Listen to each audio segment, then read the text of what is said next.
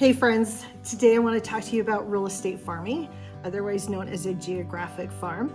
As a broker of a bunch of agents and a trainer for many years, this is the one area that I have seen produce great results. And so I want to get you going on working on your geographic farm right now. So whether you're a new agent or experienced agent that's working to rebuild your business or grow your business or add another component to your business, geographic farming is one that you want to start and get working on right away, because it doesn't usually pay off in the first week. This is something you're going to work on and develop and grow.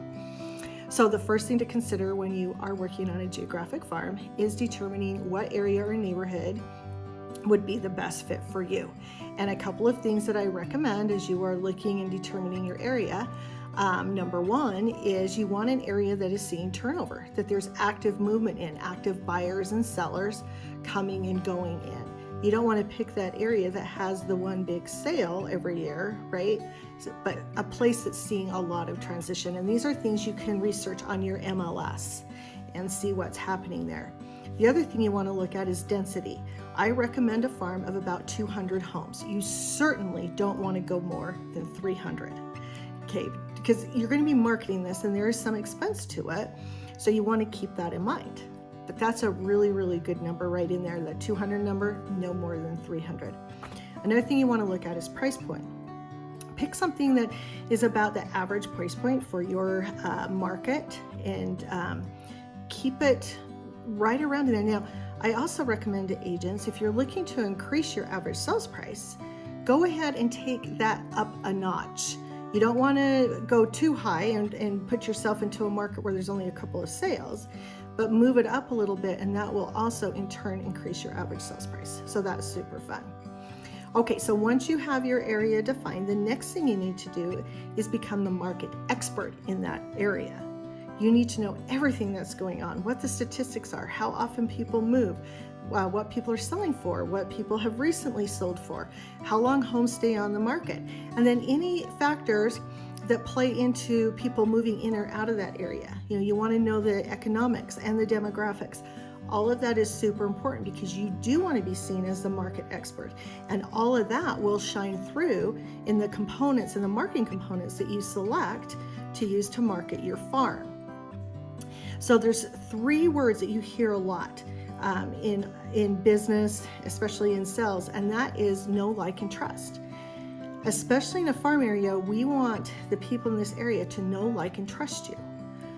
You can do that by being the expert, knowing what you're talking about so that they can rely on you for solid, good information. The next thing you need to work on are your marketing components. What are you going to do to market to this farm? And there are so many different strategies for this. I mean, honestly, the sky is the limit. But some that I highly recommend considering are a neighborhood newsletter, regular postcards that you are mailing out to your farm. You want to include calls to action so that you can collect email addresses and even phone numbers in some cases on all of the pieces that you put out. I always encourage agents to create a community Facebook page for that community so that you can be the administrator of that and highlight things going on in the community, highlight homes that are selling, whether they're yours or not. Again, the know, like, and trust factor comes into play there.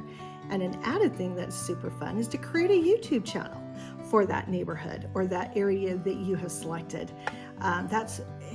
That just allows you a whole other world of opportunities for things that you can be sharing and posting. And when people can see you and hear you, again, that will increase the know, like, and trust factor that we talk about all the time. Okay, other components, I always recommend community events. What can you do that brings the community together where they see you as a collaborator, as someone who is interested and invested in their community? Running a food truck is a super great idea. Coming together for some sort of a combined garage sale event. Any type of event like that is something that pays off in large dividends. Now, one thing I want to give you is a pro tip on all of this. Look to your sponsors to help financially support you in this farming. they can help you. They can help you sponsor community events. They can help sponsor your postcard mailings or your newsletters, or even your drop-bys, which is another component that I like to throw in when I'm doing a farm. They're known as pop-bys, drop-bys, porch surprises, mailbox surprises. I've heard it called several different things. I refer to it as pop-bys, which are just fun little things that usually go with the time of year, or they're around a theme that again will help them know, like, and trust you because they will remember you. So for example, during the summertime, because I'm filming this during the summertime, it's fun to do a little mini sunscreen, and you can put a cute note and tag with it that says, when you're buying or selling, I've got you covered, or let me help you protect your assets in this real estate market. There's a bunch of different things you can use there, and I'm here to help you with anything like that. So the next thing to do is to plan your strategy. And what content are you going to use? What components are you going to use? How are you going to put it together? So what I've done for you is I have created a little guidebook that I'm going to post right here in the comments below, that you can download. It goes through all of this and more, and it will help you get your farm up and going relatively quickly, and get you going in that right direction.